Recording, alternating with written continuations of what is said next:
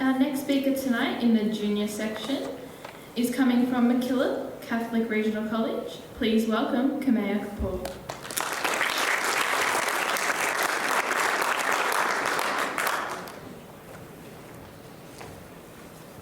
Envision hovering aimlessly in the empty, vast nothingness below. You open your eyes around space as a plethora of quivering dots suspended in the desolate expanse of space beneath. What? Bang, you freeze. The booming of rocket engines whir in the air. Bang, pop. Whilst a conspicuous dome arches above you. Spherical planets of uncharted territory swirl amongst an oppressive bottom sphere, the sun, as it gleams through your space helmet. And you smile, optimistic of the new future residing in space in front of you. But this is only the fictitious sci-fi montage of the space colonization, not the daunting, harsh reality waiting in store ahead of you. Good evening. My name is Kimaya Kapoor, and I am here to apprise you of the revolutionizing speed of space colonization leading to the capricious burgeoning of space junk. Now, pause for a second and close your eyes. Right now, in that very pause, as we continue to send satellites to examine our planets, a new piece of junk was welcomed by the 100 trillion orbiting in space. 100 trillion. It could be as minor as a loose bolt or as severe as with a collision of a satellite and a meteorite. But as we continue to explore space, space junk, which is a man-made debris orbiting in space, continues to grow. Collectively, we are sending more items into space each year, causing an immense amount of space junk, growing every minute, every second, and every hour. This very debris can result in the interference of aircraft communication and guidance and meteorological surveillance, also known as our weather forecast. Regardless, the cost required to repair these equipments will be formidable if broken. And believe me, the number of debris orbiting in space is sky high. Yet, we still launch more and more. Why do we not listen?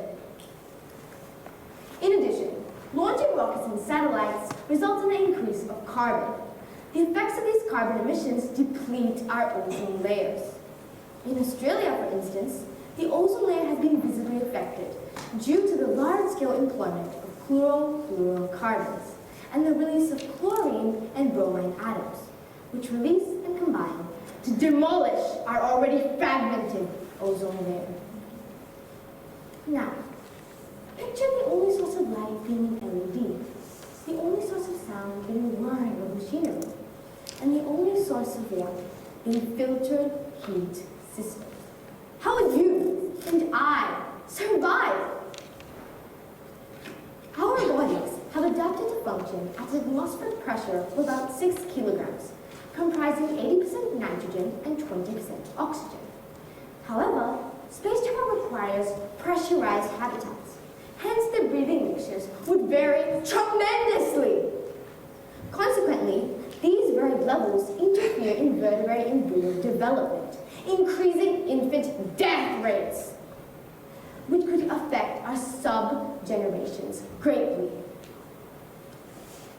Now, to contrast to this, if we're accustomed to zero gravity, the same struggles are bound to occur.